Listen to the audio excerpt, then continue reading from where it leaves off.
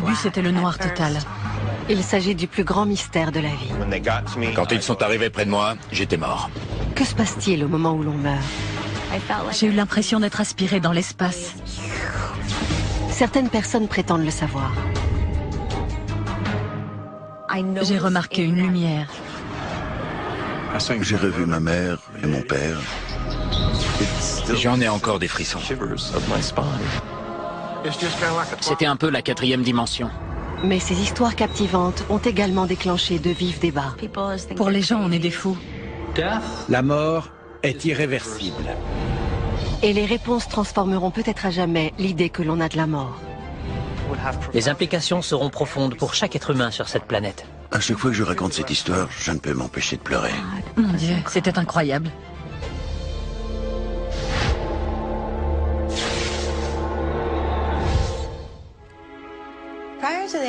Avant l'accident, je n'avais jamais entendu parler d'expérience de mort imminente. Pour moi, l'idée de la mort était toujours mêlée de peur, à savoir que se passe-t-il et où on va. Et où va-t-on? Michaela Roser a la chance d'être en vie. Le 3 juillet 1994, à l'âge de 17 ans, elle manque de se tuer dans un terrible accident de voiture.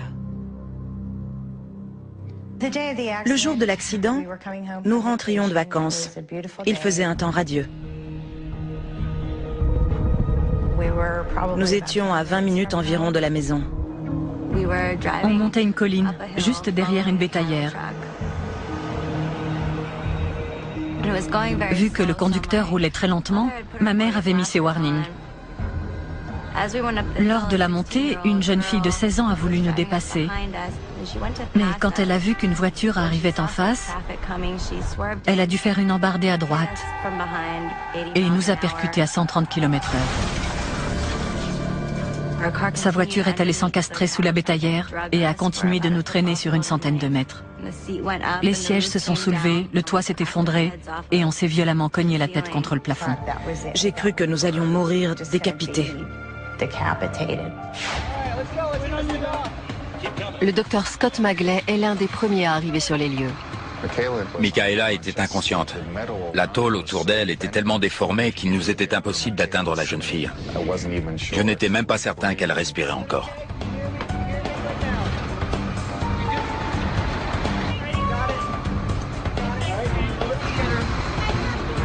C'est quand j'ai réussi à mettre Michaela dans l'ambulance que je me suis rendu compte de la sévérité de sa blessure à la tête. On pouvait voir son crâne. Pour qu'elle puisse respirer, il fallait lui faire passer un tube dans la trachée. Sa tension artérielle était si instable que les ambulanciers étaient dans l'incapacité de lui faire une intraveineuse dans le bras. J'ai dû la piquer à la poitrine et à l'aine pour essayer de faire remonter sa tension.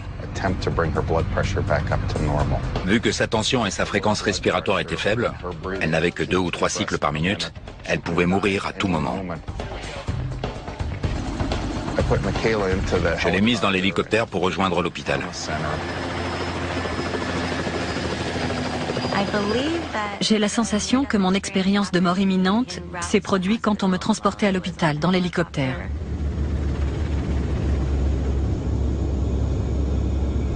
Au début, c'était le noir total. Et puis, tout à coup, je me suis sentie portée par une présence incroyable. C'était une lumière blanche apaisante qui m'enveloppait.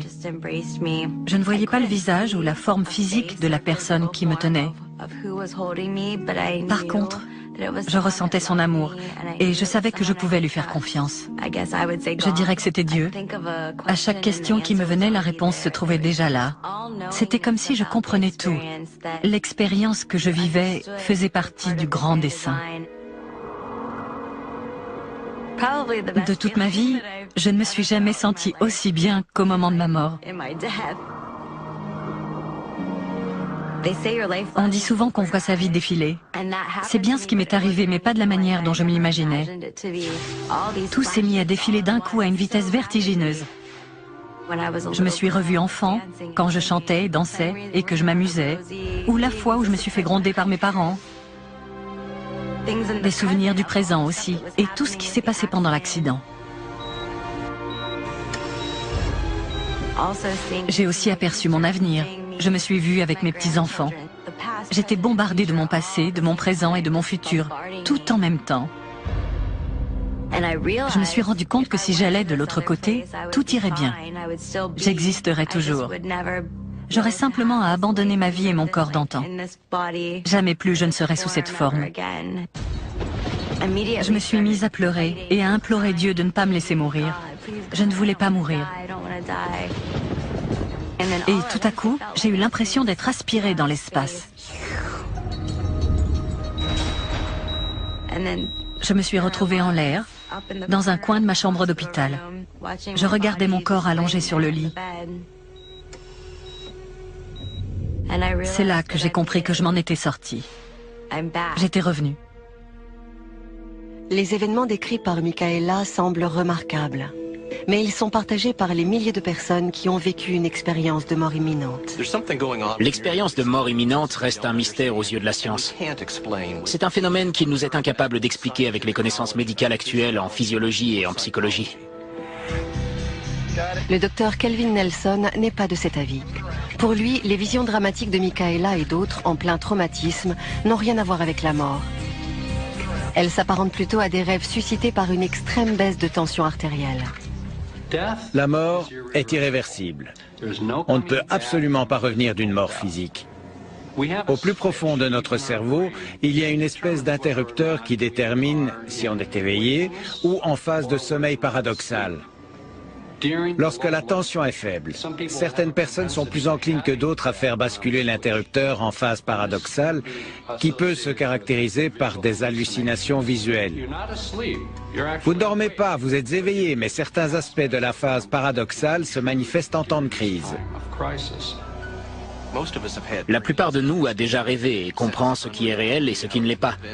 La façon dont les événements s'enchaînent dans les rêves et le côté éphémère des songes. Cela n'a rien à voir avec une expérience de mort imminente. Chacun a ses propres hallucinations. Pour ce qui concerne les gens qui sont morts, on retrouve une expérience universelle. Voilà pourquoi je ne dirais pas qu'il s'agit d'une hallucination, étant donné qu'elle semble réelle pour tous ceux qui la vivent. Mais l'expérience de Michaela est loin d'être terminée. Dans cet entre-deux, entre la vie et la mort, en salle de soins intensifs, quelque chose est sur le point de se produire. Quelque chose d'encore plus difficile à expliquer. Ma mère m'a dit « Comment tu sais ça ?» Je lui ai répondu « J'étais là ». Il arrive que les gens soient sceptiques, mais il n'y avait pas...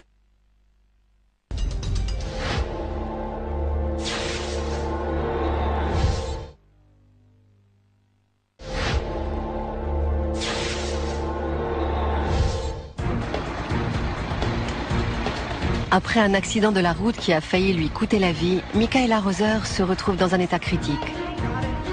Quand elle arrive à l'hôpital, l'adolescente de 17 ans est déjà plongée dans un coma profond. Mais aussi étrange que cela puisse paraître, son expérience de mort imminente ne s'arrête pas là. Un rebondissement encore plus difficile à expliquer est sur le point de se produire. J'assistais à la scène depuis le plafond. Je me suis aperçue que j'avais la capacité d'aller et venir comme bon me semblait. Quand j'entrais dans mon corps, la douleur était tellement insupportable que j'en ressortais très vite. Je me souviens aussi que je pouvais passer d'une pièce à l'autre. Pendant que mon corps était dans le coma, allongé sur le lit, moi je regardais les infirmières vaquer à leurs occupations. J'ai même surpris une conversation entre mes parents et ma grand-mère à la cafétéria de l'hôpital. Nous étions en train de manger à la cafétéria. Après le déjeuner, mon mari s'est levé pour aller fumer une cigarette. Il était sur le point de sortir quand ma grand-mère, qui n'a jamais fumé de toute sa vie, a dit « Moi aussi, il faut que je fume ». Et ma belle-mère a lancé « Bonne idée ». Tout le monde a éclaté de rire. Après mon accident, je me suis précipitée dans la chambre de mes parents et je leur ai demandé « Maman, quand j'étais dans le coma, est-ce que tu étais avec papa et mes deux grands-mères à la cafétéria, à l'étage d'en dessous ?» Elle m'a répété mot pour mot la conversation que nous avions tenue avec mon époux, sa mère et ma mère. Ma mère m'a dit « Comment tu sais ça ?» Je lui ai répondu « J'étais là ». Il arrive que les gens soient sceptiques. Je l'étais moi-même un peu au début. Mais quand elle a raconté ce qu'elle a vécu, ce qu'elle a vu, ce qu'elle savait avec autant de détails, il n'y avait pas d'autre explication. Elle avait eu une sortie hors du corps. Les sorties hors du corps sont des expériences illusoires, même si elles semblent très réelles. Ce sont des illusions. La conversation, rapportée mot pour mot par Michaela, semble quasiment impossible à expliquer. Mais pour des chercheurs comme le Dr Nelson, la réponse est simple. L'esprit inconscient de la jeune fille a continué d'absorber et de traiter les informations reçues après le traumatisme. Je suis persuadé qu'ils ont discuté de ce qui lui est arrivé pendant qu'elle était à l'hôpital. Et certaines bribes de ces conversations ont été incorporées dans sa mémoire. Beaucoup d'experts s'accordent sur ce point. Il est probable que même dans le coma, Michaela ait senti ce qui se passait autour d'elle et qu'elle en ait formé des souvenirs. En revanche, il est beaucoup plus difficile d'imaginer comment elle a pu se remémorer tous les détails d'une conversation, surtout vu la gravité de ses blessures. Quand le cerveau subit un traumatisme, on a tendance à développer ce qu'on appelle un état confusionnel aigu. En gros, les circuits cérébraux ne fonctionnent plus très bien et il est impossible de fabriquer correctement des souvenirs. Il est impossible d'expliquer comment quelqu'un peut non seulement avoir une expérience lucide, consciente et organisée au cours d'une expérience de mort imminente, mais que cette expérience lucide, consciente et organisée soit si riche dans un laps de temps aussi court. Il m'a fallu 13 ans pour véritablement comprendre et accepter ce qui m'est arrivé. Au début, j'avais peur d'en parler parce que les gens ont tendance à vous prendre pour une folle ou une mythomane. Peu importe ce que la science peut prouver ou non, cette expérience m'appartient et personne ne me l'enlèvera. Avant l'accident, j'étais craintive à l'idée d'essayer de nouvelles choses. J'avais peur de m'exposer aux yeux des autres. Sincèrement, je remercie Dieu tous les jours de m'avoir permis de vivre ça. Ça m'a aidé à me motiver et à accomplir les choses que j'avais toujours voulu faire dans la vie. Ça m'a aussi permis d'aller à la rencontre des autres, de créer des liens et d'essayer d'aider les autres à trouver le bonheur. Ça a changé ma vie à jamais. Doug Taylor a vu lui aussi sa vie transformée au moment de sa mort et l'étrange et tragique coïncidence qu'elle a révélée. Avant, je ne croyais pas à cette histoire de tunnel et de gens qui vous attendent de l'autre côté. Mais après être mort pendant 3 à 5 minutes, j'ai changé d'avis sur la question. Doug Taylor était un comédien de premier plan à Austin, au Texas, quand une expérience de mort imminente est venue bouleverser sa vie. À première vue, son expérience ressemble à toutes les autres. Mais une coïncidence tragique impliquant son grand-père déconcerte les experts encore aujourd'hui. C'était un dimanche matin, je me suis levé, j'ai pris un bon bain chaud et j'ai rassemblé mes vêtements sales et ma monnaie pour aller faire une lessive. C'est là que je me suis senti mal. C'était dans mes épaules et le long de mon bras. C'était très bizarre. Je ne savais pas du tout que je faisais une crise cardiaque. J'avais que 39 ans, après tout. Je tenais le combiné dans ma main, j'essayais d'appeler les secours. Je me souviens pas du numéro que j'ai tapé. Tout ce dont je me souviens, c'est le téléphone qui tombe.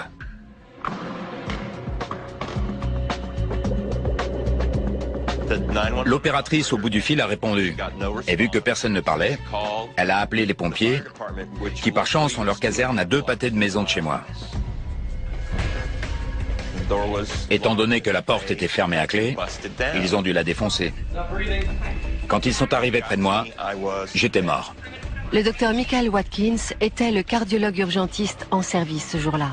Les premiers secours avaient été dépêchés sur les lieux avec un défibrillateur cardiaque automatique. Il a été utilisé à 5 reprises. Les ambulanciers sont arrivés juste après. Ils ont intubé la victime, c'est-à-dire qu'ils lui ont passé un tube dans la trachée pour le faire respirer. Et si mes souvenirs sont bons, ils ont essayé de le ranimer à 5 reprises avec le défibrillateur. Alors que les ambulanciers font tout ce qu'ils peuvent pour sauver Doug, à 480 km, son grand-père est aux prises avec une situation d'urgence. Quasiment au même moment, le hasard veut qu'il ait une crise cardiaque majeure. D'habitude, Je rentre à une certaine heure et il m'attend toujours. Ce jour-là, j'étais un peu en retard. Quand je suis arrivée, il gisait sur le sol. Pendant ce temps, à Austin, Doug est en train de glisser dans ce qu'on ne peut qu'appeler une autre réalité.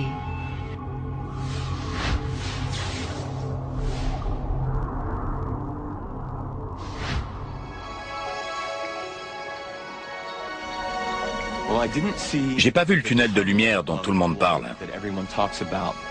J'ai seulement vu une étendue de blanc. J'avais peur de rien. Je trouvais simplement que c'était bizarre. À ma droite, je voyais l'ombre d'un chêne avec des gens en dessous. Du coup, je suis allé dans cette direction. Et à mesure que je m'approchais, j'arrivais à reconnaître les personnes qui se tenaient devant l'arbre. Il y avait mon oncle Glenn, ma tante Lala et ma grand-mère. Il devait y avoir une vingtaine de personnes. Et je leur ai toutes demandé, qu'est-ce que je fais ici? Où est-ce qu'on est? Elles n'avaient qu'une seule réponse. Ce n'est pas toi que nous attendons. Rentre à la maison. Le dernier souvenir conscient que j'ai de ce moment, c'est la voix de mon grand-père. Je ne le voyais pas, mais je sentais sa présence et je l'ai entendu me dire « T'es un sacré vénard, mon garçon ». Quand il arrive à l'hôpital, Doug est très mal en point. 2 de ses 3 artères cardiaques sont quasiment bouchées. La première fois que j'ai vu Doug, il était en soins intensifs. Il était blanc comme la mort. Il n'avait aucune couleur. Et j'ai dû appeler sa famille. À 400 km de là, Glynis, la mère de Doug, se trouve dans un autre hôpital, au chevet de son père qui vient lui aussi de faire une crise cardiaque. J'étais auprès de mon père en soins intensifs avec ma sœur. Et ma nièce a fait éruption et a dit « Tante Glynis, il y a quelqu'un au téléphone qui voudrait te parler. » Apparemment, Doug aurait fait une crise cardiaque. Et je lui ai dit « Oh Pam, ils ont dû faire une erreur et confondre ton grand-père et oncle Doug. » Elle m'a répondu « Non, je ne crois pas. Je suis désolée, mais ils ont tous les deux fait une crise cardiaque. » Ça a été un vrai déchirement. J'ai dû me résoudre à laisser mon père pour pouvoir aller auprès de mon fils qui venait de faire une crise cardiaque à l'âge de 39 ans. Peu de temps après, ma sœur m'a appelé pour me dire que notre père était décédé. C'est là que j'ai pensé, est-ce que Doug va connaître le même sort? Est-ce que je vais les perdre tous les deux le même jour? Après 2 grosses opérations de chirurgie cardiaque, Doug est toujours dans un état critique. 3 jours plus tard, il reprend connaissance. Quand il a ouvert les yeux, nous étions extrêmement soulagés. Il a demandé des nouvelles de son papy. J'ai trouvé cela étrange qu'il me demande à chacune de ses visites comment allait son grand-père. Je lui ai dit qu'il allait bien parce que le docteur m'avait conseillé de lui cacher la vérité. Nous ne lui avons appris la nouvelle que le jeudi matin. Je n'ai compris le message que lorsque ma mère m'a dit que mon grand-père était mort. Je me suis rappelé ce que les gens m'avaient dit. Ce n'est pas toi que nous attendons, rentre à la maison. Ce n'est pas moi qu'ils attendaient, mais mon grand-père. Je pouvais rentrer alors que lui devait rester. Ce que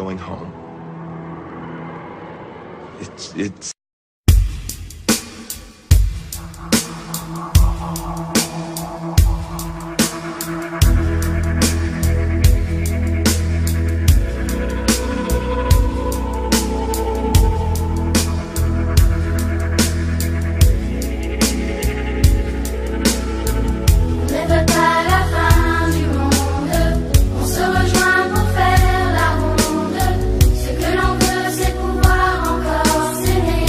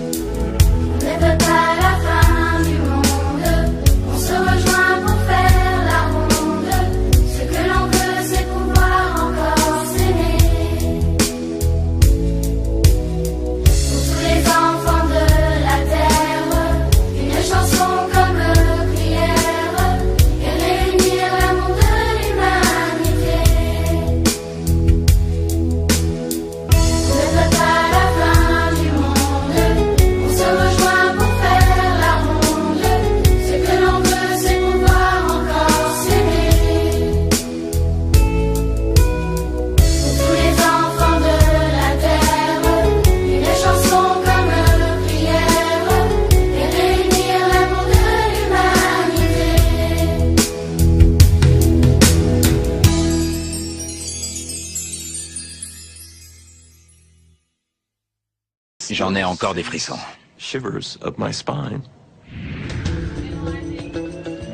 L'expérience de mort imminente qu'a vécue Doug Taylor laisse perplexe à bien des égards. Comment a-t-il pu former des souvenirs après une telle crise cardiaque, alors même qu'il était mort pendant plusieurs minutes? Lors d'un arrêt cardiaque, les données sont claires. Il n'y a aucune activité électrique du cerveau pendant une moyenne de 10 secondes après l'arrêt cardiaque. La grande question qui se pose alors est de savoir ce qui se passe dans l'esprit et dans la conscience de la victime quand son cœur ne bat plus. Parce que de nombreuses études prouvent qu'il est possible de ranimer des gens qui recouvrent pleinement leur esprit et leur conscience. Le plus stupéfiant, c'est qu'il est strictement impossible que Doug ait pu savoir que son grand-père a eu une crise cardiaque qui lui a été fatale quasiment au même moment. C'est tout bonnement une histoire qui dépasse l'entendement. Pourtant, selon le docteur Kevin Nelson, une explication physiologique peut être avancée. Il suggère que la rencontre entre les deux hommes est le produit du cerveau de Doug, via les mêmes procédés oniriques complexes qui ont généré l'expérience saisissante de décorporation de Michaela Roser. On peut imaginer que sa mère a quitté le chevet de son père pour venir veiller sur lui et qu'elle a discuté avec le personnel médical pendant qu'il était conscient, mais qu'il ne réagissait pas. Je ne pense pas que les expériences de mort imminente soient des rêves. Elles déclenchent plutôt le mécanisme de fabrication onirique pendant que nous sommes éveillés et lors de crises. J'ai raconté cette histoire à chaque personne que j'ai rencontrée et avec qui j'ai parlé plus de 5 minutes. À mes yeux, c'est important. Les gens doivent savoir qu'il existe une vie après la mort, qu'on continue de faire de meilleures choses. Avant mon expérience de mort imminente, j'étais soupolé. Je m'emportais pour un rien. Désormais, je reste calme en toutes circonstances. C'est tellement difficile d'exprimer l'amour, la chaleur et la compréhension que j'ai ressentie, que les gens à qui je raconte mon histoire repartent en disant « Waouh, j'aimerais vivre ça. J'aimerais y aller. » L'expérience de mort imminente qu'a vécue Doug ainsi que sa rencontre avec son grand-père ont coïncidé avec un électrocardiogramme plat pendant plus de 3 minutes. Mais ce genre d'expérience ne commence pas forcément par une mort. J'avais l'impression que quelque chose de terrible allait se produire.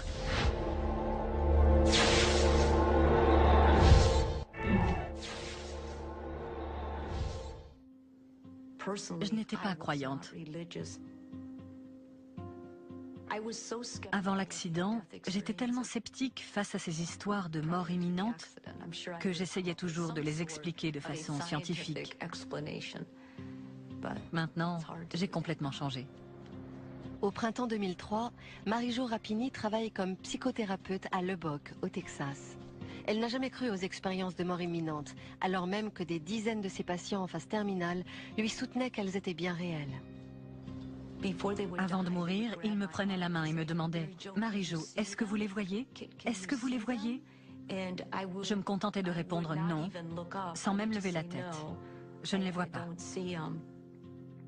Mais la veille du dimanche de Pâques, tous ces doutes allaient être balayés à jamais.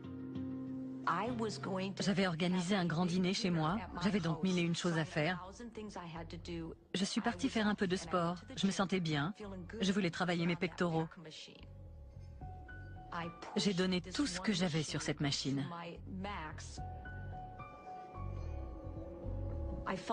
J'ai senti que quelque chose avait éclaté derrière ma tête.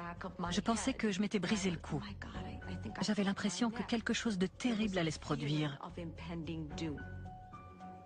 Il y avait cet homme baraqué que j'ai toujours beaucoup apprécié qui me dit « Madame Muscle, qu'est-ce qui vous arrive ?» Je lui ai dit « Foncez à l'accueil et appelez une ambulance. Je crois que je me suis brisé le cou. » J'étais terrifiée. J'étais chez le coiffeur et j'ai reçu un coup de téléphone.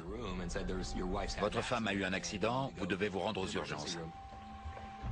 Plus tard, le neurochirurgien est arrivé, a mis le scanner sur l'écran et a dit « Il y a du sang dans son cerveau ».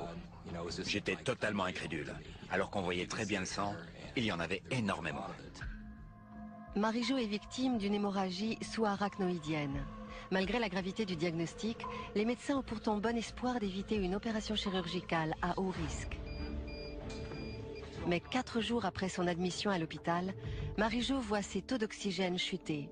Elle n'a plus qu'une seule option, subir une opération du cerveau. J'étais allongée sur mon lit et je sentais que tout le monde s'agitait autour de moi. J'arrivais à sentir la gravité de la situation. Par moments, je sortais de mon corps pour y revenir ensuite.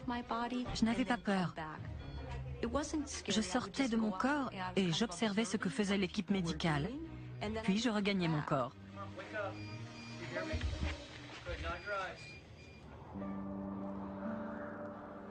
Soudain, j'ai aperçu une lumière, une toute petite lumière. Je me suis fait la réflexion, est-ce que ce ne serait pas le tunnel de lumière dont parlaient mes patients atteints du cancer? Mais je n'avais pas peur, j'étais consciente, j'évaluais la situation. Et puis soudain, la lumière a grossi jusqu'à devenir énorme. Et je me suis retrouvée à l'intérieur. Il y faisait si bon et c'était si réconfortant. C'était rempli d'amour, mais pas d'amour humain. On parle souvent d'amour inconditionnel, mais ça n'existe pas sur Terre. Je l'ai ressenti là-bas. Il flottait un sentiment d'amour et de paix absolue. Mon Dieu, c'était incroyable. Et puis, je me suis retrouvée quelque part, dans une espèce de pièce rosâtre. C'était très lumineux. Et Dieu me portait. Je me souviens qu'il me tenait dans ses bras et qu'il me parlait. Mais je n'utilisais pas mes oreilles comme on le fait sur Terre. Ce qu'il me disait, je le comprenais à travers ma peau, à travers mon corps tout entier. Il m'appelait par mon prénom, il me disait « Marie-Jo, tu ne peux pas rester ». Et je disais « Je ne veux pas rester ». J'étais contrariée. Je donnais à Dieu toutes les raisons humaines qui faisaient que je pouvais rester. Et c'est alors qu'il m'a dit « Laisse-moi te poser une question.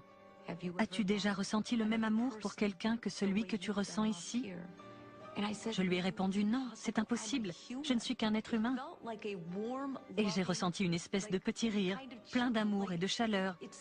C'était comme si un être cher vous prenait dans ses bras et vous disait « Tu peux mieux faire. » Je ne me souviens pas d'avoir quitté Dieu, ni d'être repassée par le tunnel. Je me suis réveillée, mon mari en pleurs me secouait.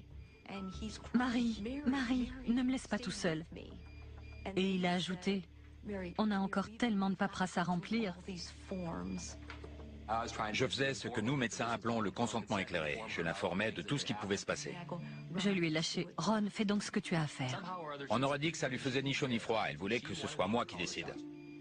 Il a répondu « Marie, tu dois y mettre du tien. Tu dois vouloir revenir vers moi. » Et je lui ai dit « Je ne vais pas mourir. Je viens de parler avec Dieu. » Marie-Jo a eu beaucoup de chance. Les médecins avaient réussi à soigner un petit anévrisme. Elle a pu guérir sans aucune séquelle cérébrale permanente. Même si cette femme de 43 ans n'a pas connu de mort physique, son expérience reste assez répandue. Comme son nom l'indique, une expérience de mort imminente signifie que vous avez frôlé la mort. Quand vous êtes inconscient, dans le coma ou que votre état physique ne s'améliore pas, il est certain que vous finirez par mourir de façon permanente. Quand vous commencez à avoir des souvenirs lucides et organisés typiques des expériences de mort imminente, c'est que vous venez d'en vivre une. Les neurologues comme Kevin Nelson sont d'accord pour dire que Marie-Jo a peut-être vécu une expérience similaire à celle que traversent les gens qui font un arrêt cardiaque. Mais ils soutiennent que cela fait partie de la même réponse biologique qui n'a besoin d'aucune explication surnaturelle. Ces expériences sont la plupart du temps provoquées par un cerveau endommagé, souvent par une pression artérielle basse. Et ce n'est d'ailleurs pas le cerveau qui lâche en premier, ce sont les yeux. La vision, d'abord périphérique, puis centrale, se perd, ce qui fait apparaître une vision en tunnel avec la pression artérielle basse. Ce procédé complexe ne génère pas simplement l'illusion de voir un tunnel.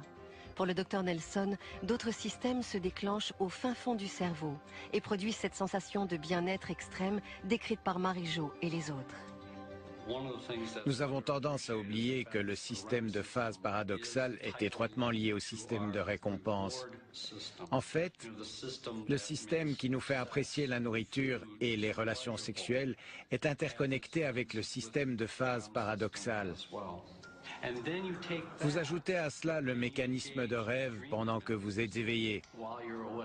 À votre avis, qu'est-ce qui ressort de tout cela? Un énorme sentiment d'euphorie, et ce, dans le contexte de la mort. Le rêve en lui-même n'a pas chamboulé ma vie à tout jamais. C'est l'expérience en tant que telle qui m'a transformée. Je me suis sentie coupable de voir à quel point j'étais incapable d'aider mes patients atteints du cancer à aller vers Dieu. J'ai énormément changé. Je suis devenue beaucoup plus spirituelle. Je ne remets pas du tout en cause l'expérience que j'ai vécue, mais j'ai parfois des doutes sur la façon dont je l'utilise. J'ai la conviction que cette vision va toucher et aider beaucoup de gens. Mais est-ce suffisant? Si les récits de mort imminente et de sortie hors du corps ne sont pas rares, il est beaucoup plus difficile de les vérifier. Le cas extraordinaire de Jerry Baldwin reste peut-être le plus compliqué à justifier. Avant mon expérience de mort imminente, je n'en avais jamais lu, je n'en avais même jamais entendu parler.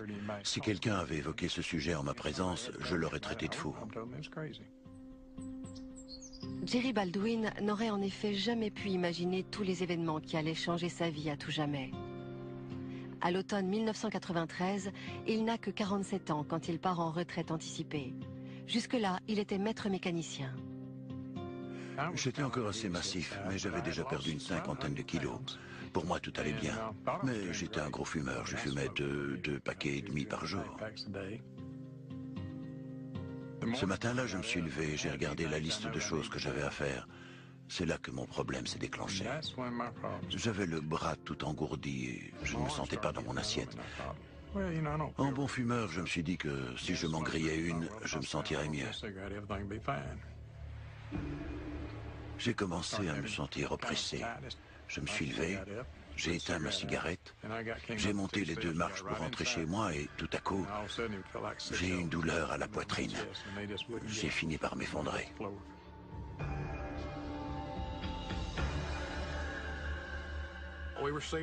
On a reçu un appel pour une douleur à la poitrine.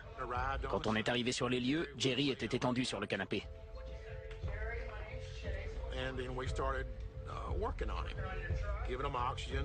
On a fait notre boulot, on lui a donné de l'oxygène, on lui a passé le cardiofréquence-mètre, on lui a fait des intraveineuses, etc. On lui parlait constamment pour évaluer la situation. J'ai commencé à avoir la sensation que je ne m'en sortirais pas vivant. Tout devenait gris. J'ai dit au secouriste, je vais pas tarder à y aller. Et il m'a demandé, de quoi parlez-vous? J'ai dit, je vais bientôt mourir. Ce sont les dernières paroles que j'ai prononcées.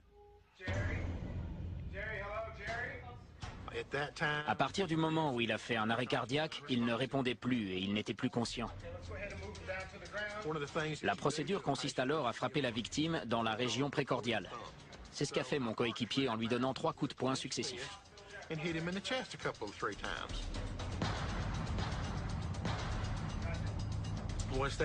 Comme ça n'a pas marché, on a sorti les palettes conductrices et on lui a posé les électrodes pour la défibrillation. Et soudain, tout est devenu noir. J'étais mort. J'ai senti un sentiment de paix et de quiétude m'envahir. Je n'avais jamais ressenti ça de toute ma vie. Je ne ressentais pas la peur. L'instant d'après, le toit de ma maison avait disparu. Je flottais hors de mon corps.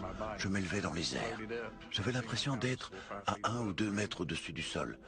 J'ai aperçu ma femme. Elle était effondrée. Mon ami Grady, lui, était sorti. Je me suis tourné pour regarder dans la direction où il était parti et je pouvais voir au dehors. Alors même qu'il n'y avait pas de fenêtre dans cette partie de la maison. Je ne sais pas comment le dire autrement, mais il a rendu tout ce qu'il avait sur l'estomac. Plus tard, après avoir repris connaissance, je lui ai raconté tout ce que j'avais vu dans les moindres détails. Il n'en revenait pas. Il m'a dit, c'est pourtant bien ce que j'ai fait. Je regardais aussi les secours essayer de me ranimer. Ils ont essayé une première fois avec le défibrillateur. en vain. Ils ont réessayé, mais ça n'a pas marché non plus.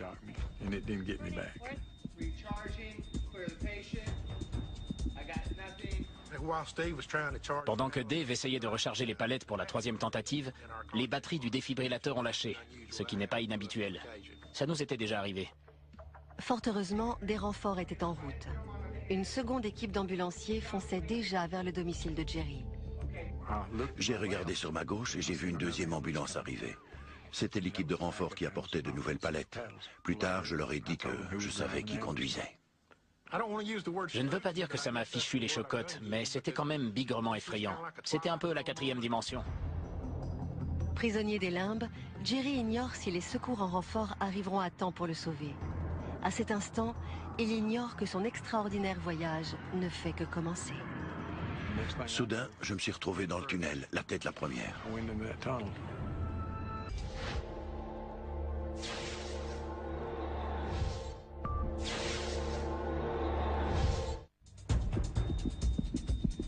Le jour de sa mort, Jerry Baldwin ne s'attendait pas du tout à ce qu'il a vécu.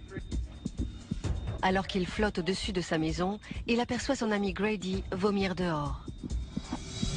Puis il assiste aux efforts des secours pour le ranimer, au dysfonctionnement du défibrillateur et à l'arrivée d'une deuxième ambulance. Tout ne fait que commencer. Je flottais et je me disais, ils vont y arriver ou pas? Oh, et puis je m'en fiche comme de l'an 40. C'est à ce moment-là que j'ai aperçu une lumière aveuglante. C'était dans un tunnel d'environ 1 mètre de circonférence. Soudain, je me suis retrouvé dans le tunnel, la tête la première. J'avais l'impression de filer à 160 km/h. Au loin, je distinguais la plus jolie lumière que j'avais jamais vue. Elle devenait de plus en plus lumineuse, jusqu'à ce que j'émerge de l'autre côté. C'était comme si j'avais sauté dans un bassin rempli de lait, sauf que c'était de la lumière. Elle m'entourait complètement. Au milieu de cette lumière, j'ai entendu la voix. Plus tard, quelqu'un m'a demandé comment je savais que c'était Dieu. Je le savais, tout simplement. Je n'ai jamais vu son visage. Son corps était extrêmement lumineux. Je discernais bien la forme d'un corps, mais il était fait de lumière. Il m'a dit, « Tu dois y retourner ». Je l'ai imploré, « Seigneur, ne me force pas à rentrer ». Il m'a répondu, « Je vais te donner un aperçu de ce qui t'attend, mais ensuite, tu dois rentrer ». Il m'a pris la main et nous avons passé la plus jolie porte que j'avais jamais vue. Nous avons longé un cours d'eau, puis je me suis mis à courir jusqu'à un groupe de personnes qui se tenaient près du cours d'eau. C'était ma mère, mon père et ma grand-mère, Nam. Tout semblait parfait. Ils m'ont dit qu'ils m'aimaient. Et puis, comme dans un claquement de doigts, nous nous sommes retrouvés ailleurs. Les fleurs étaient magnifiques, la musique enchanteresse. Il n'y a pas de mots pour décrire le sentiment de paix et d'amour que j'ai ressenti ce jour-là.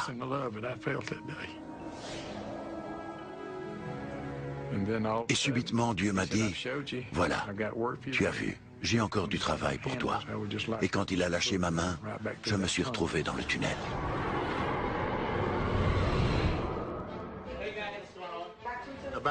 À ce moment-là, Dave et Curtis, de l'équipe de renfort, sont arrivés pour nous donner un coup de main.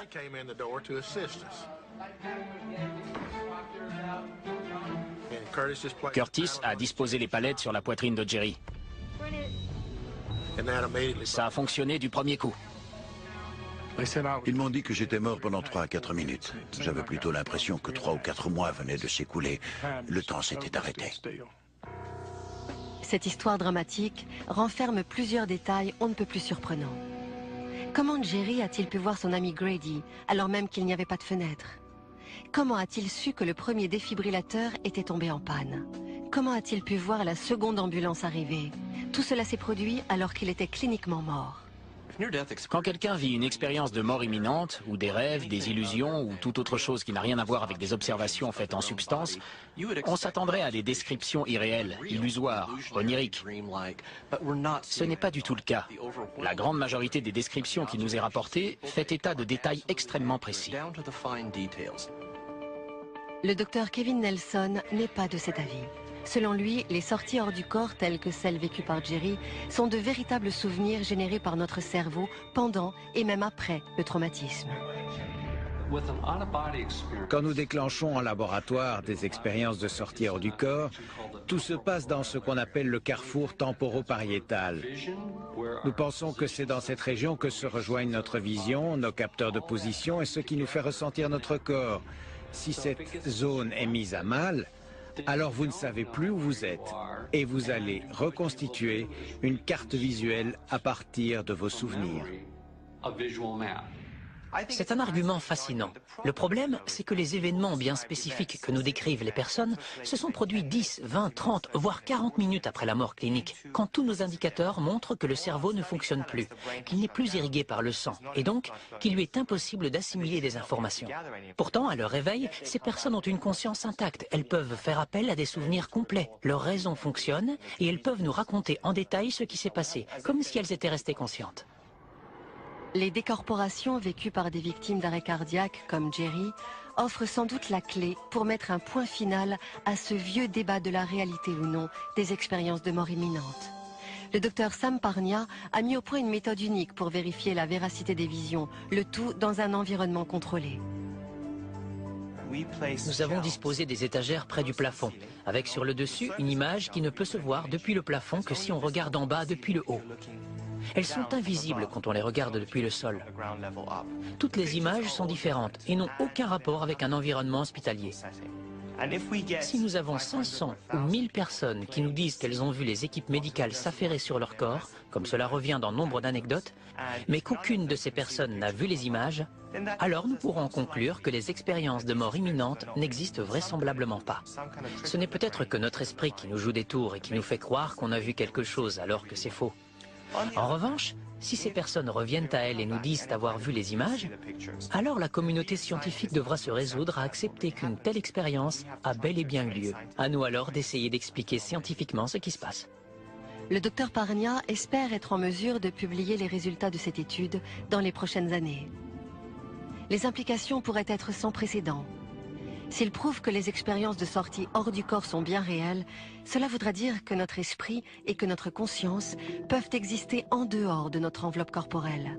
Les expériences de mort imminente ne seront alors plus considérées comme des illusions. Cela marquera la naissance d'une nouvelle branche de la science, une branche qui s'intéressera à l'esprit et à la conscience de l'être humain. Cette entité qui fait de nous ce que nous sommes. Les implications seront profondes pour chaque être humain sur cette planète. À chaque fois que je raconte cette histoire, je ne peux m'empêcher de pleurer. La plupart des gens me prennent pour un fou. Après 9 ans, je l'ai raconté à 9 personnes. Une personne par an. Et elles étaient toutes en phase terminale. Ça ne m'a pas posé de problème de leur dire parce qu'elles ne peuvent pas me traiter de fou puisqu'elles vont bientôt partir. Ça les a rassurées. Elles passeront de l'autre côté bien plus facilement.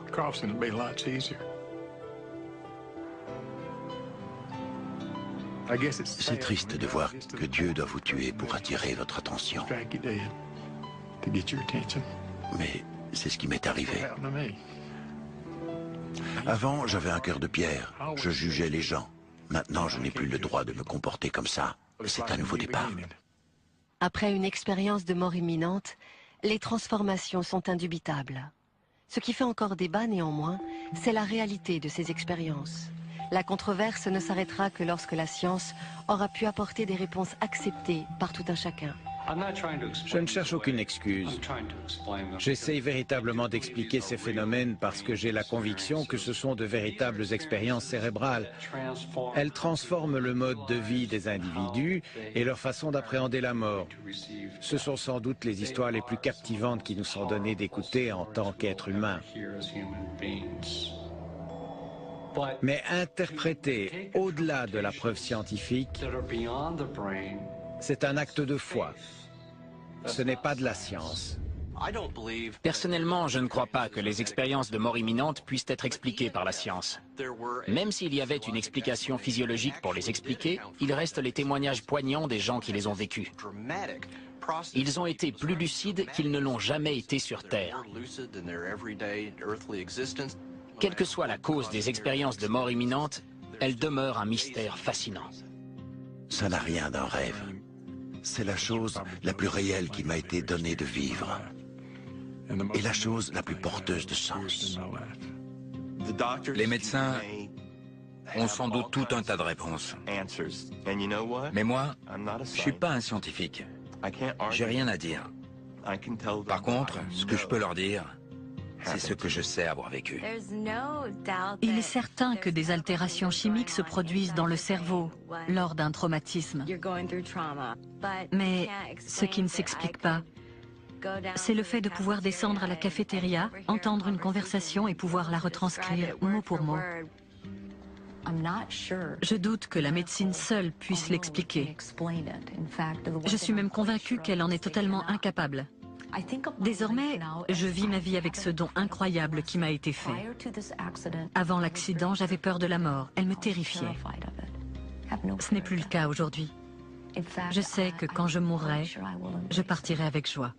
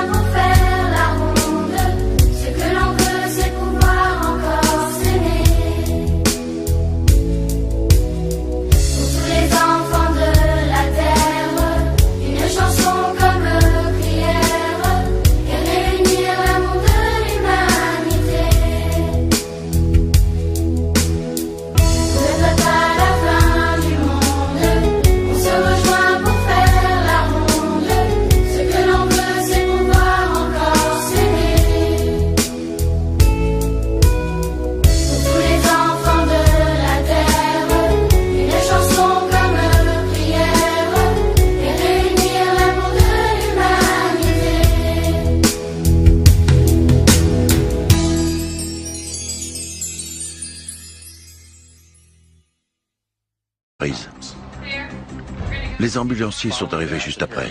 Ils ont intubé la victime, c'est-à-dire qu'ils lui ont passé un tube dans la trachée pour le faire respirer. Et si mes souvenirs sont bons, ils ont essayé de le ranimer à 5 reprises avec le défibrillateur. Alors que les ambulanciers font tout ce qu'ils peuvent pour sauver Doug, à 480 km, son grand-père est aux prises avec une situation d'urgence. Quasiment au même moment, le hasard veut qu'il ait une crise cardiaque majeure. D'habitude, je rentre à une certaine heure et il m'attend toujours. Ce jour-là, j'étais un peu en retard. Quand je suis arrivée, il gisait sur le sol. Pendant ce temps, à Austin, Doug est en train de glisser dans ce qu'on ne peut qu'appeler une autre réalité.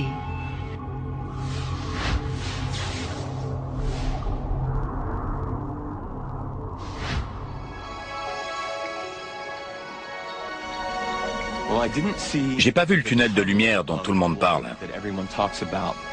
J'ai seulement vu une étendue de blanc. J'avais peur de rien. Je trouvais simplement que c'était bizarre. À ma droite, je voyais l'ombre d'un chêne avec des gens en dessous. Du coup, je suis allé dans cette direction. Et à mesure que je m'approchais, j'arrivais à reconnaître les personnes qui se tenaient devant l'arbre. Il y avait mon oncle Glenn, ma tante Lala et ma grand-mère.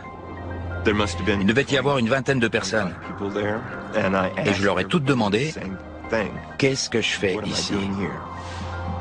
Où est-ce qu'on est? Elles n'avaient qu'une seule réponse. Ce n'est pas toi que nous attendons. Rentre à la maison. Le dernier souvenir conscient que j'ai de ce moment, c'est la voix de mon grand-père. Je ne le voyais pas, mais je sentais sa présence et je l'ai entendu me dire « T'es un sacré vénard, mon garçon. » Quand il arrive à l'hôpital, Doug est très mal en point. 2 de ses 3 artères cardiaques sont quasiment bouchées. La première fois que j'ai vu Doug, il était en soins intensifs. Il était blanc comme la mort. Il n'avait aucune couleur. Et j'ai dû appeler sa famille. À 400 km de là, Glynis, la mère de Doug, se trouve dans un autre hôpital, au chevet de son père qui vient lui aussi de faire une crise cardiaque. J'étais auprès de mon père en soins intensifs avec ma sœur. Et ma nièce a fait éruption et a dit « Tante Glynis, il y a quelqu'un au téléphone qui voudrait te parler. » Apparemment, Doug aurait fait une crise cardiaque. Et je lui ai dit « Oh Pam, ils ont dû faire une erreur et confondre ton grand-père et oncle Doug. » Elle m'a répondu « Non, je ne crois pas. Je suis désolée, mais ils ont tous les deux fait une crise cardiaque. » Ça a été un vrai déchirement. J'ai dû me résoudre à laisser mon père pour pouvoir aller auprès de mon fils qui venait de faire une crise cardiaque à l'âge de 39 ans. Peu de temps après, ma sœur m'a appelé pour me dire que notre père était décédé. C'est là que j'ai pensé, est-ce que Doug va connaître le même sort? Est-ce que je vais les perdre tous les deux le même jour? Après 2 grosses opérations de chirurgie cardiaque, Doug est toujours dans un état critique. 3 jours plus tard, il reprend connaissance. Quand il a ouvert les yeux, nous étions extrêmement soulagés. Il a demandé des nouvelles de son papy. J'ai trouvé cela étrange qu'il me demande à chacune de ses visites comment allait son grand-père. Je lui ai dit qu'il allait bien parce que le docteur m'avait conseillé de lui cacher la vérité. Nous ne lui avons appris la nouvelle que le jeudi matin. Je n'ai compris le message que lorsque ma mère m'a dit que mon grand-père était mort. Je me suis rappelé ce que les gens m'avaient dit. Ce n'est pas toi que nous attendons. Rentre à la maison. Ce n'est pas moi qu'ils attendaient, mais mon grand-père. Je pouvais rentrer alors que lui devait rester. Ce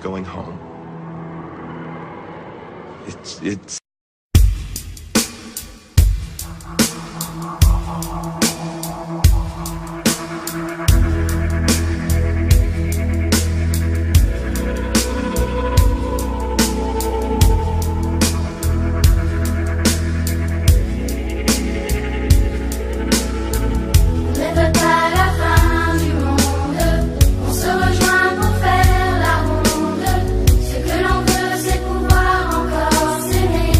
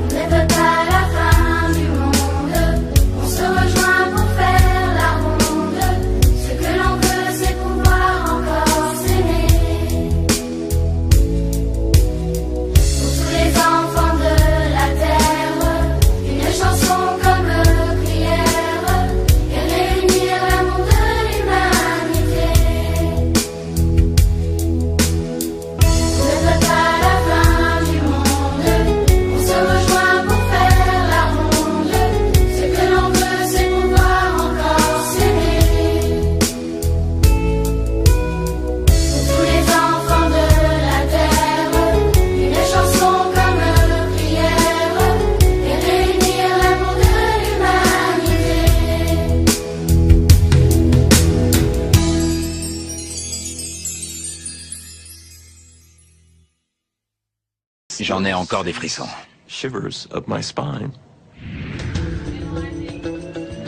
L'expérience de mort imminente qu'a vécue Doug Taylor laisse perplexe à bien des égards.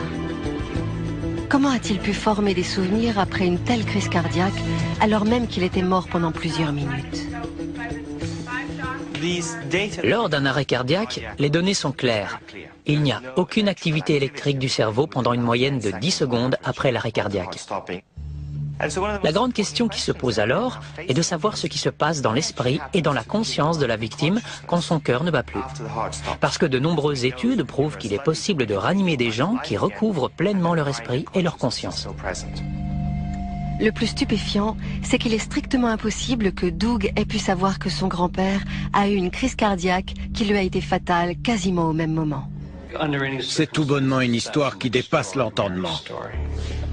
Pourtant, selon le docteur Kevin Nelson, à votre avis, qu'est-ce qui ressort de tout cela? Un énorme sentiment d'euphorie, et ce, dans le contexte de la mort.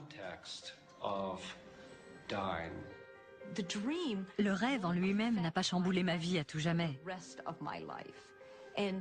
C'est l'expérience en tant que telle qui m'a transformée.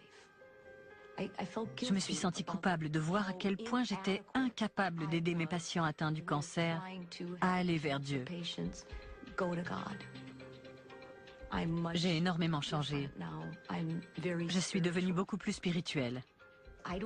Je ne remets pas du tout en cause l'expérience que j'ai vécue, mais j'ai parfois des doutes sur la façon dont je l'utilise. J'ai la conviction que cette vision va toucher et aider beaucoup de gens. Mais est-ce suffisant? Si les récits de mort imminente et de sortie hors du corps ne sont pas rares, il est beaucoup plus difficile de les vérifier. Le cas extraordinaire de Jerry Baldwin reste peut-être le plus compliqué à justifier. Avant mon expérience de mort imminente, je n'en avais jamais lu, j'en avais même jamais entendu parler.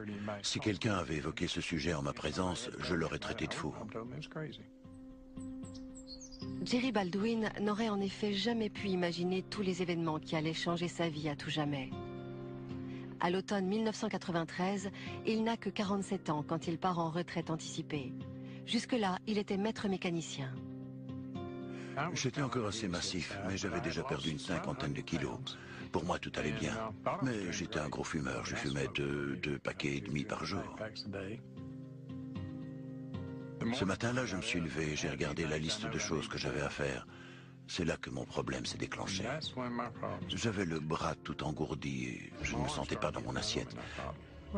En bon fumeur, je me suis dit que si je m'en grillais une, je me sentirais mieux.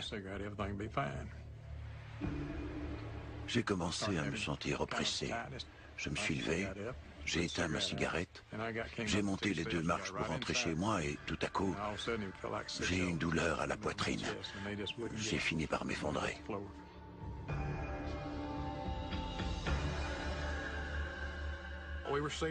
On a reçu un appel pour une douleur à la poitrine. Quand on est arrivé sur les lieux, Jerry était étendu sur le canapé.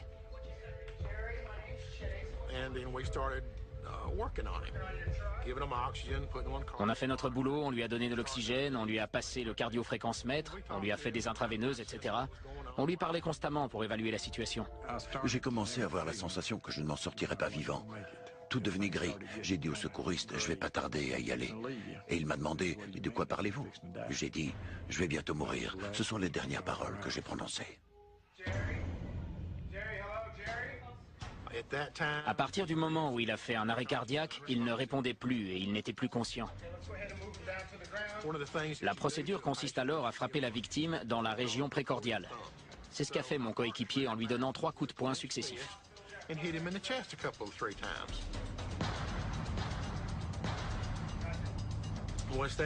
Comme ça n'a pas marché, on a sorti les palettes conductrices et on lui a posé les électrodes pour la défibrillation. Et soudain, tout est devenu noir. J'étais mort. J'ai senti un sentiment de paix et de quiétude m'envahir. Je n'avais jamais ressenti ça de toute ma vie. Je ne ressentais pas la peur. L'instant d'après, le toit de ma maison avait disparu. Je flottais hors de mon corps. Je m'élevais dans les airs. J'avais l'impression d'être à 1 ou 2 mètres au-dessus du sol. j'ai aperçu ma femme. Elle était effondrée. Mon ami Grady, lui, était sorti. Je me suis tourné pour regarder dans la direction où il était parti et je pouvais voir au dehors. Alors même qu'il n'y avait pas de fenêtre dans cette partie de la maison. Je ne sais pas comment le dire autrement, mais il a rendu tout ce qu'il avait sur l'estomac. Plus tard, après avoir repris connaissance, je lui ai raconté tout ce que j'avais vu dans les moindres détails. Il n'en revenait pas. Il m'a dit, c'est pourtant bien ce que j'ai fait. Je regardais aussi les secours essayer de me ranimer. Ils ont essayé une première fois avec le défibrillateur. En vain. Ils ont réessayé, mais ça n'a pas marché non plus.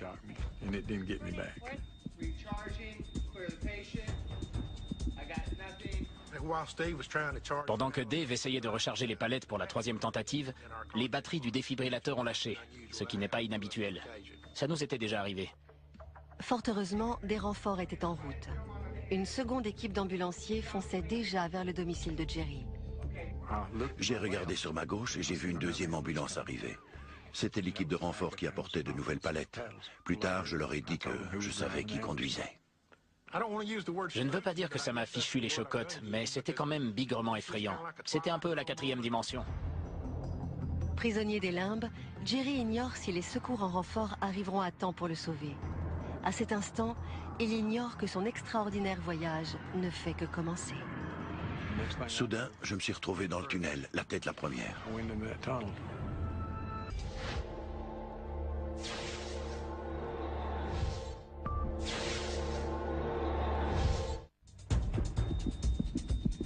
Le jour de sa mort, Jerry Baldwin ne s'attendait pas du tout à ce qu'il a vécu. Alors qu'il flotte au-dessus de sa maison, il aperçoit son ami Grady vomir dehors. Puis il assiste aux efforts des secours pour le ranimer, au dysfonctionnement du défibrillateur et à l'arrivée d'une deuxième ambulance. Tout ne fait que commencer. Je flottais et je me disais, ils vont y arriver ou pas? Oh, et puis je m'en fiche comme de l'an 40.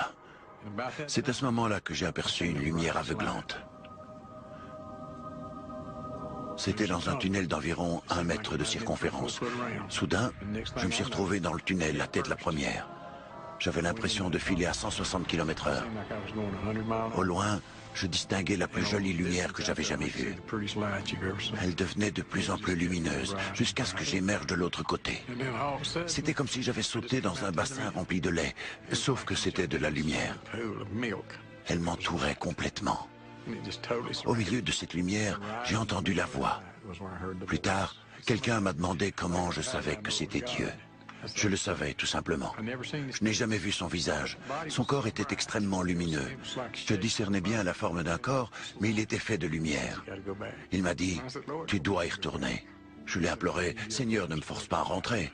Il m'a répondu, « Je vais te donner un aperçu de ce qui t'attend, mais ensuite, tu dois rentrer ». Il m'a pris la main et nous avons passé la plus jolie porte que j'avais jamais vue.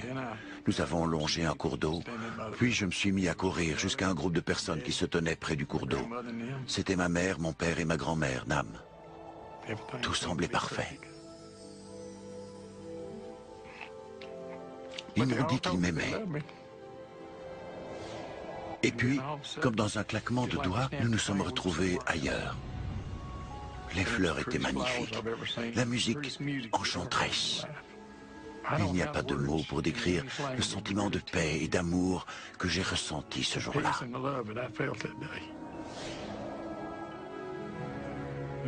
Et subitement, Dieu m'a dit, « Voilà, tu as vu, j'ai encore du travail pour toi. » Et quand il a lâché ma main, je me suis retrouvé dans le tunnel.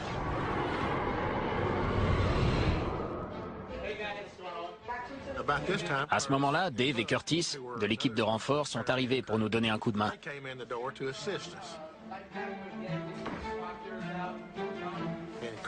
Curtis a disposé les palettes sur la poitrine de Jerry. Ça a fonctionné du premier coup. Ils m'ont dit que j'étais mort pendant 3 à 4 minutes. J'avais plutôt l'impression que 3 ou 4 mois venaient de s'écouler. Le temps s'était arrêté. Cette histoire dramatique renferme plusieurs détails on ne peut plus surprenants. Comment Jerry a-t-il pu voir son ami Grady alors même qu'il n'y avait pas de fenêtre? Comment a-t-il su que le premier défibrillateur était tombé en panne? Comment a-t-il pu voir la seconde ambulance arriver? Tout cela s'est produit alors qu'il était cliniquement mort. Quand quelqu'un vit une expérience de mort imminente, ou des rêves, des illusions, ou toute autre chose qui n'a rien à à pleurer et à implorer Dieu de ne pas me laisser mourir. Je ne voulais pas mourir. Et tout à coup, j'ai eu l'impression d'être aspirée dans l'espace. Je me suis retrouvée en l'air, dans un coin de ma chambre d'hôpital. Je regardais mon corps allongé sur le lit. C'est là que j'ai compris que je m'en étais sortie. J'étais revenue. Les événements décrits par Micaela semblent remarquables, mais ils sont partagés par les milliers de personnes qui ont vécu une expérience de mort imminente. L'expérience de mort imminente reste un mystère aux yeux de la science. C'est un phénomène qu'il nous est incapable d'expliquer avec les connaissances médicales actuelles en physiologie et en psychologie. Le docteur Kelvin Nelson n'est pas de cet avis. Pour lui, les visions dramatiques de Micaela et d'autres en plein traumatisme n'ont rien à voir avec la mort. Elles s'apparentent plutôt à des rêves suscités par une extrême baisse de tension artérielle. La mort est irréversible. On ne peut absolument pas revenir d'une mort physique. Au plus profond de notre cerveau, il y a une espèce d'interrupteur qui détermine si on est éveillé ou en phase de sommeil paradoxal. Lorsque la tension est faible, certaines personnes sont plus enclines que d'autres à faire basculer l'interrupteur en phase paradoxale, qui peut se caractériser par des hallucinations visuelles. Vous ne dormez pas, vous êtes éveillé, mais certains aspects de la phase paradoxale se manifestent en temps de crise. La plupart de nous a déjà rêvé et comprend ce qui est réel et ce qui ne l'est pas. La façon dont les événements s'enchaînent dans les rêves et le côté éphémère des songes. Cela n'a rien à voir avec une expérience de mort imminente. Chacun a ses propres hallucinations. Pour ce qui concerne les gens qui sont morts, on retrouve une expérience universelle. Voilà pourquoi je ne dirais pas qu'il s'agit d'une hallucination, étant donné qu'elle semble réelle pour tous ceux qui la vivent. Mais l'expérience de Micaela est loin d'être terminée. Dans cet entre-deux, entre la vie et la mort, en salle de soins intensifs, quelque chose est sur le point de se produire. Quelque chose d'encore plus difficile à expliquer. Ma mère m'a dit « Comment tu sais ça ?» Je lui ai répondu « J'étais là ». Il arrive que les gens soient sceptiques, mais il n'y avait pas...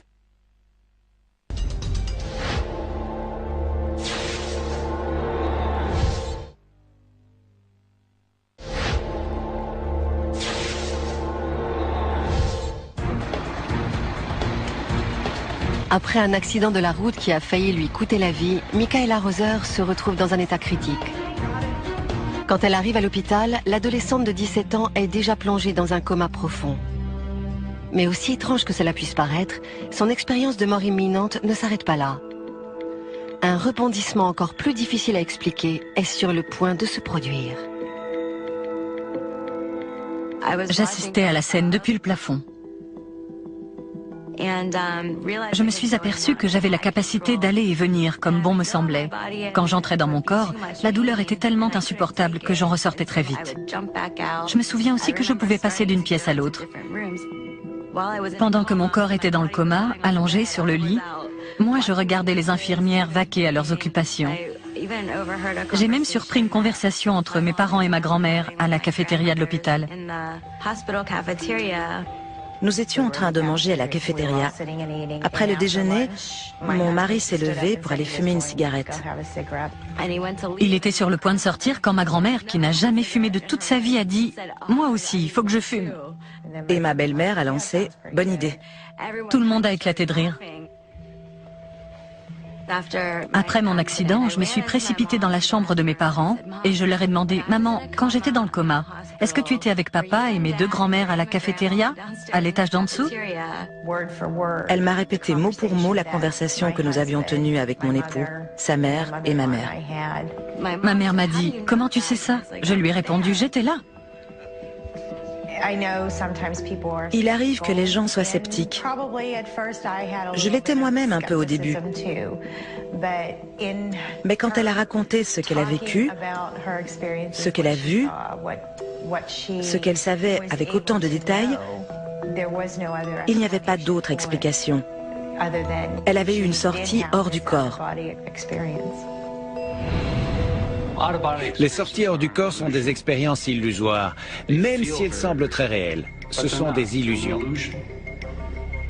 La conversation, rapportée mot pour mot par Michaela, semble quasiment impossible à expliquer. Mais pour des chercheurs comme le Dr Nelson, la réponse est simple. L'esprit inconscient de la jeune fille a continué d'absorber et de traiter les informations reçues après le traumatisme. Je suis persuadé qu'ils ont discuté de ce qui lui est arrivé pendant qu'elle était à l'hôpital.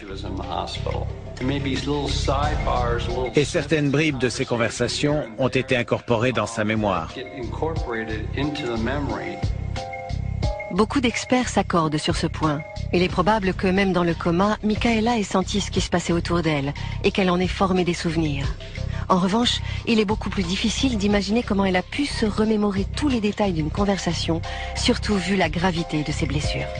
Quand le cerveau subit un traumatisme, on a tendance à développer ce qu'on appelle un état confusionnel aigu. En gros, les circuits cérébraux ne fonctionnent plus très bien et il est impossible de fabriquer correctement des souvenirs.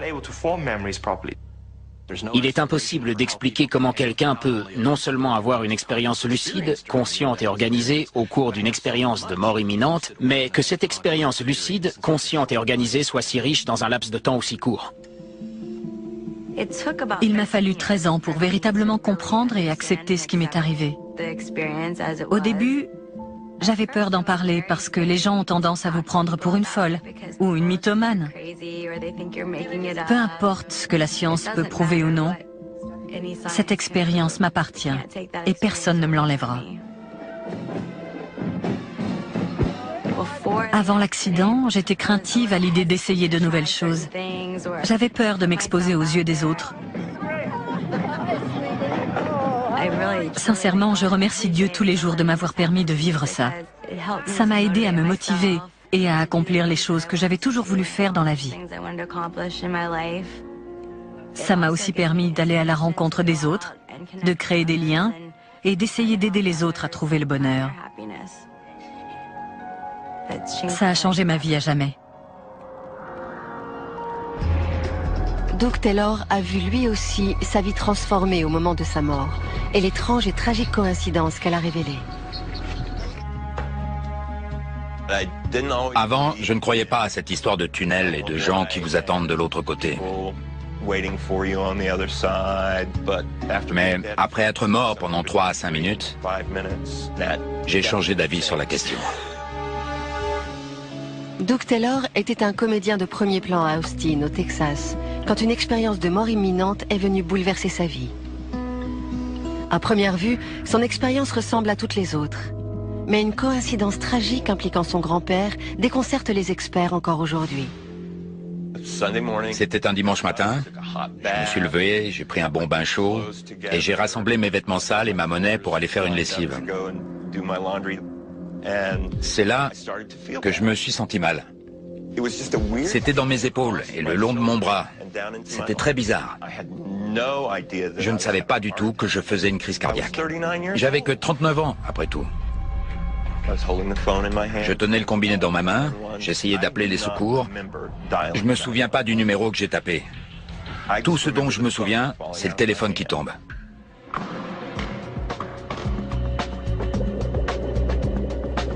L'opératrice au bout du fil a répondu. Et vu que personne ne parlait, elle a appelé les pompiers, qui par chance ont leur caserne à 2 pâtés de maison de chez moi. Étant donné que la porte était fermée à clé, ils ont dû la défoncer. Quand ils sont arrivés près de moi, j'étais mort. Le docteur Michael Watkins était le cardiologue urgentiste en service ce jour-là. Les premiers secours avaient été dépêchés sur les lieux avec un défibrillateur cardiaque automatique. Il a été utilisé à 5 reprises.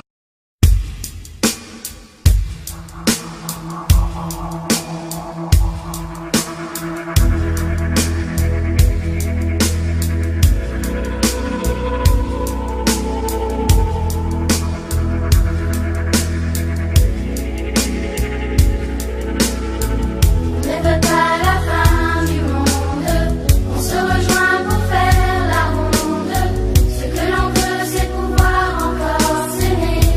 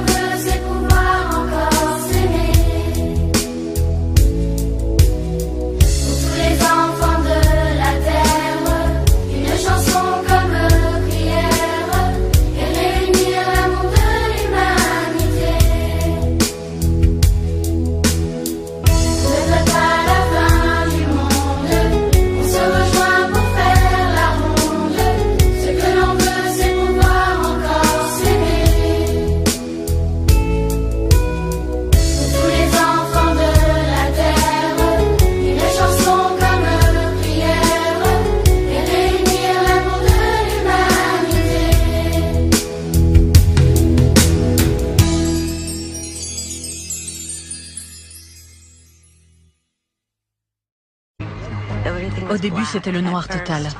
Il s'agit du plus grand mystère de la vie. Quand ils sont arrivés près de moi, j'étais mort. Que se passe-t-il au moment où l'on meurt? J'ai eu l'impression d'être aspirée dans l'espace. Certaines personnes prétendent le savoir. J'ai remarqué une lumière.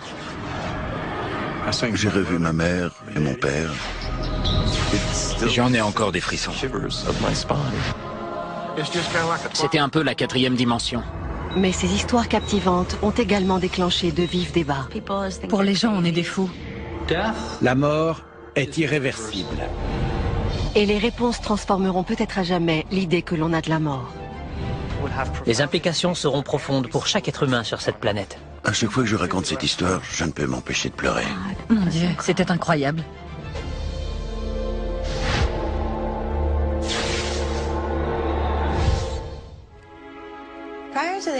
Avant l'accident, je n'avais jamais entendu parler d'expérience de mort imminente. Pour moi, l'idée de la mort était toujours mêlée de peur, à savoir que se passe-t-il et où on va. Et où va-t-on? Michaela Roser a la chance d'être en vie. Le 3 juillet 1994, à l'âge de 17 ans, elle manque de se tuer dans un terrible accident de voiture.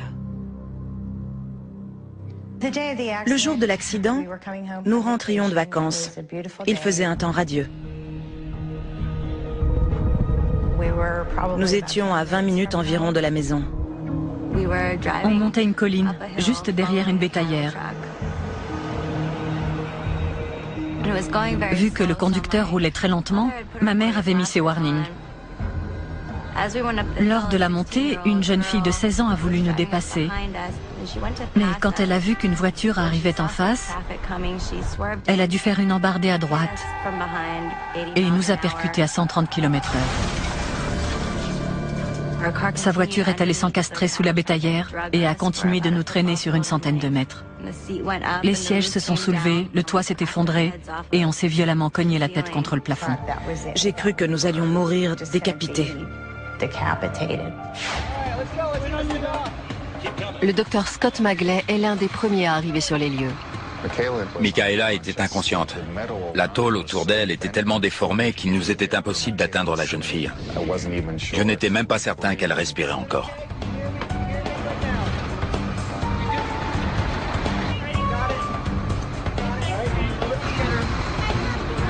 C'est quand j'ai réussi à mettre Michaela dans l'ambulance que je me suis rendu compte de la sévérité de sa blessure à la tête. On pouvait voir son crâne. Pour qu'elle puisse respirer, il fallait lui faire passer un tube dans la trachée. Sa tension artérielle était si instable que les ambulanciers étaient dans l'incapacité de lui faire une intraveineuse dans le bras. J'ai dû la piquer à la poitrine et à l'aine pour essayer de faire remonter sa tension. Vu que sa tension et sa fréquence respiratoire étaient faibles, elle n'avait que 2 ou 3 cycles par minute, elle pouvait mourir à tout moment. Je l'ai mise dans l'hélicoptère pour rejoindre l'hôpital. J'ai la sensation que mon expérience de mort imminente s'est produite quand on me transportait à l'hôpital, dans l'hélicoptère.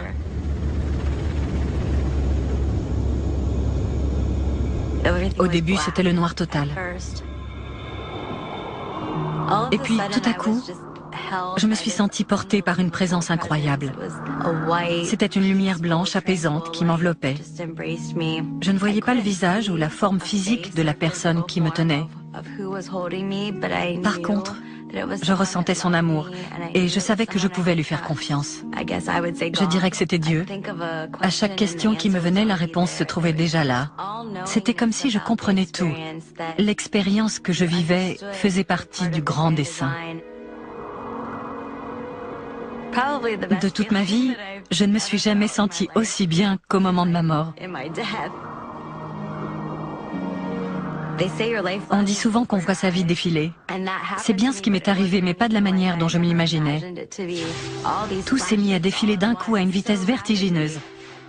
Je me suis revue enfant, quand je chantais, dansais et que je m'amusais, ou la fois où je me suis fait gronder par mes parents. Des souvenirs du présent aussi, et tout ce qui s'est passé pendant l'accident. J'ai aussi aperçu mon avenir, Je me suis vue avec mes petits-enfants. J'étais bombardée de mon passé, de mon présent et de mon futur, tout en même temps. Je me suis rendu compte que si j'allais de l'autre côté, tout irait bien. J'existerais toujours. J'aurais simplement à abandonner ma vie et mon corps d'antan. Jamais plus je ne serai sous cette forme. Je me suis mise... Une explication physiologique peut être avancée.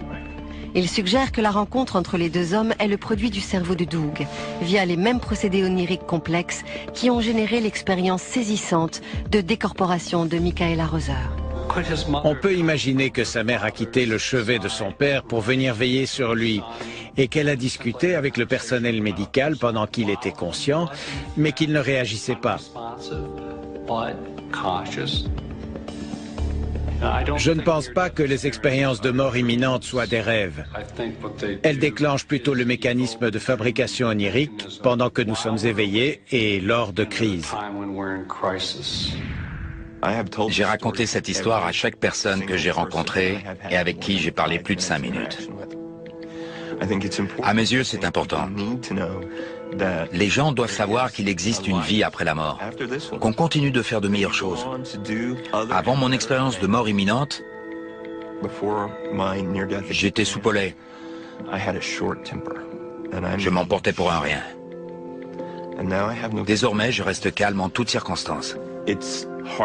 C'est tellement difficile d'exprimer l'amour, la chaleur et la compréhension que j'ai ressentie que les gens à qui je raconte mon histoire repartent en disant « Waouh, j'aimerais vivre ça.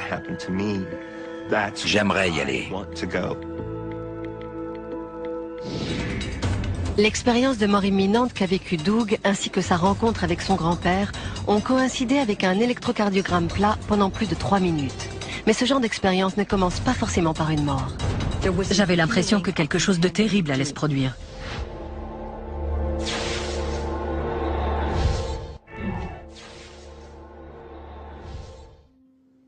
Je n'étais pas croyante.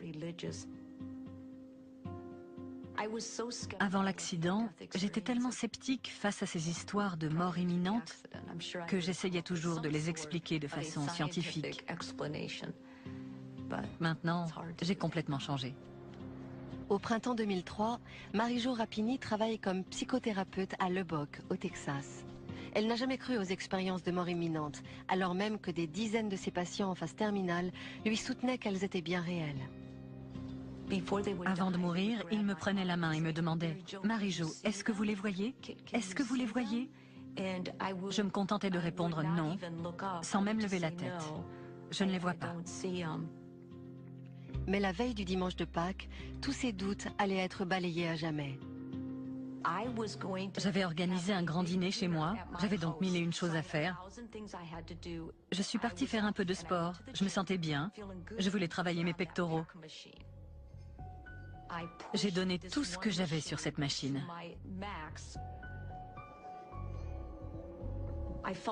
J'ai senti que quelque chose avait éclaté derrière ma tête. Je pensais que je m'étais brisé le cou.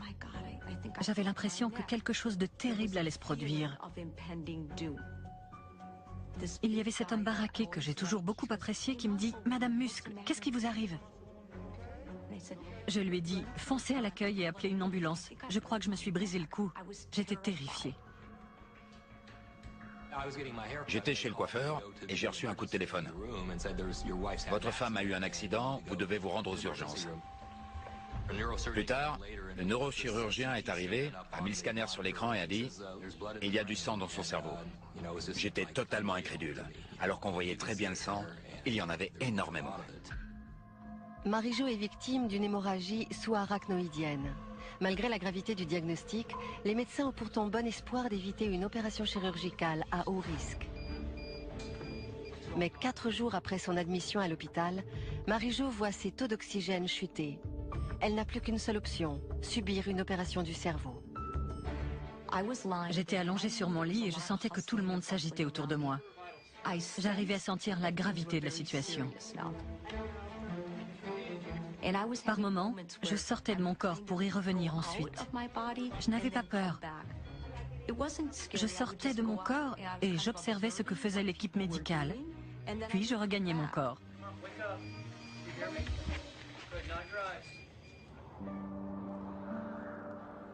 Soudain, j'ai aperçu une lumière, une toute petite lumière. Je me suis fait la réflexion, est-ce que ce ne serait pas le tunnel de lumière dont parlaient mes patients atteints du cancer? Mais je n'avais pas peur, j'étais consciente, j'évaluais la situation.